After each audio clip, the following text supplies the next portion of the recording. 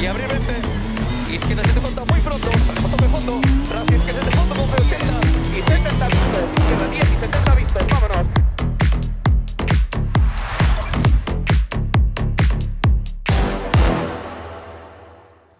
Están celebrando. Velaquí o podio da edición 2025 do Rally de Pontevedra. Vedes algo distinto? No. Pois sí, nesta ocasión, a sorte non acompañou a Alberto Meira, que tras unha tempada ata o momento case que perfecta, sumando rallies por segundos postos, nesta ocasión, na súa pelexa con Dani Verdomás, a primeira praza entre o Rally 2 R5, unha saída de estrada deixaba fora de carreira nos últimos compases do rally. A ocasión foi a ideal para que un José Lamela, estreándose aos mandos do Toyota Yaris de Iván Ares, callase unha gran carreira subindo ao terceiro caixón nesta proba.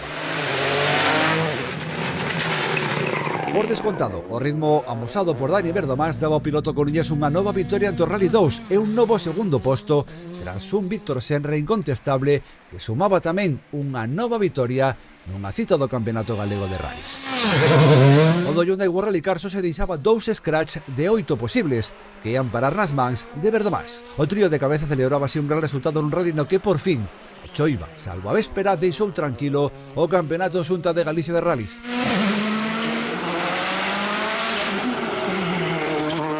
Estaban con humedades ao principio e nada, correndo o que sabíamos, sin cometer erros e chegar aquí como líderes. A verdad que tanto Meira como Verdomás fixeron un rally tremendo. Necesitamos kilómetros de aprendizaxe, o coche con nós e nós co coche. Creo que ao final todas estas probas que fixemos durante estes 2 meses, que foron unha burrada, a verdade, pois fixenos coller ese ritmiño que nos faltaba. Dar as gracias tanto a Iván Ares como a José Ramón Ferreiro por darme a oportunidade de subirme nun coche destes.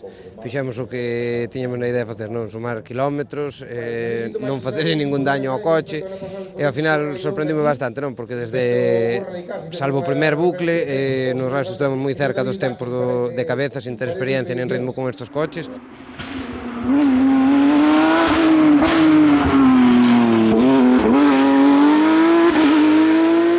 Polo demais, unha penalización de 10 segundos decidían unha disputada cuarta posición. Jorge Pérez, aos mandos do Porsche, cedía esa praza a parella formada por Adrián Díaz e Sara Fernández, que de menos a máis ascendía ata ese cuarto lugar final, logrando ademais a vitoria entre os participantes da Top 10B.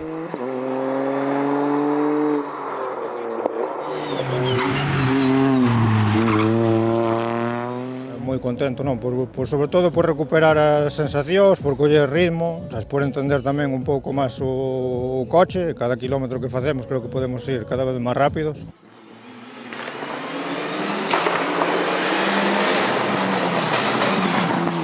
Abel Pampillón era sexto e Jorge Pérez Oliveira, o outro Porsche, remataba séptimo.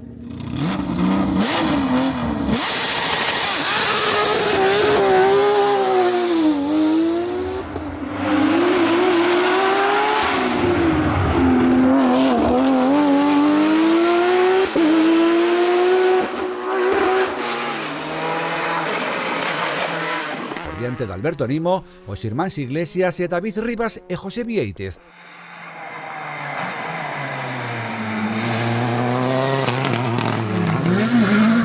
Que levaban unha dobre vitoria na Top 10C e na Challenge R2 Star Oil. Creo que mellor imposible, porque claro está que facer primeiro é máis en Pontevedra, que se nos resiste sempre todos os anos, e ainda encima é a casa de aquí de José. E aparte este rally con moita ilusión, unha porque teño unha nena que vai facer 5 meses, entonces xa este xa lle vai dedicado, e máis aquí a abuela de José que falleceu esta semana, pois mira, pois tamén é unha boa dedicatoria. Xusto por detrás do equipo anterior remataban Dani Álvarez e Adrián Vázquez. O rapidísimo equipo local non deixaba escapar a oportunidade de lograr a vitoria entre os participantes da Pirelli AMF nunha apertada disputa con Juan Carlos Pampillón, que quedaba sentenciada cando este abandonaba por saída de estrada. Yo creo que la lucha estaba servida hasta final del rally, pasa que bueno, Pampillón se salió, eso fue una pena.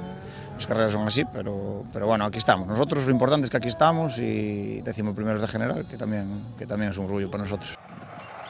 En termos similares producíase o desenlace entre os equipos da Clio Trophy, pois cando Álvaro Castro e Ricardo Rey picaban e daban por perdida a súa batalla pola vitoria, o último tramo resultaría fatídico para Guillermo Martínez, deixándose máis dun minuto e a que ia ser a vitoria no Rally da Casa.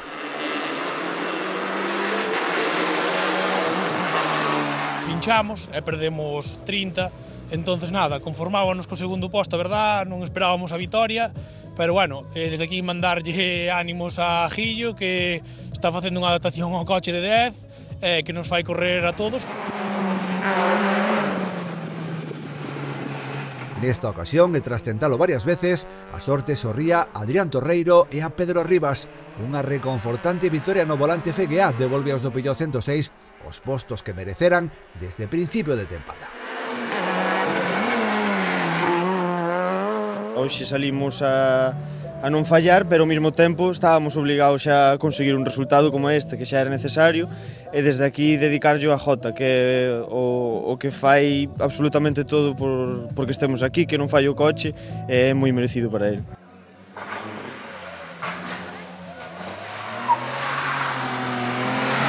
Entre o Sandero e Cocap, Miguel Galloso e Carlos Guitián non dan tregua. O piloto ourensán volvía a empoñer un forte ritmo que, a pesar de algún que outro problema inicial, non lle impedía lograr a segunda vitoria da tempada, a que lle exposiciona ademais como os principais aspirantes ao título.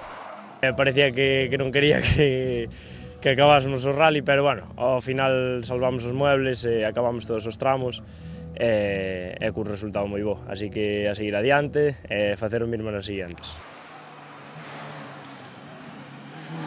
Correndo na casa, a Adrián Regueira e a Sergio Fernández non lles quedaba outra que ser profetas na súa terra, e fórono, logrando unha nova vitoria dentro do Criterium Recalvi, fronte a Martín Varela e Laura Díaz, non sen sufrir unha recta final de rally de infarto. Bueno, ahora costounos para chegar aquí moito, rompemos unha plaqueta en Meaño, o si lembrou de atrás, e, bueno, a verdade que non xogamos o físico, pensamos que era outra cousa, cando chegamos a meta de Meaño vimos a tal, eu xa non contaba acabar o rally, agarramos aí como pudimos cunha eslinga e acabamos o último tramo como fuidemos, estamos aquí que sabe a gloria, despois de que nunca sufrín tanto na vida. 90 equipos na liña de meta, bo tempo e as espectaculares vistas da praia de Silgar para pechar unha edición do Rally de Pontevedra que marca, ademais, o ecuador do campeonato.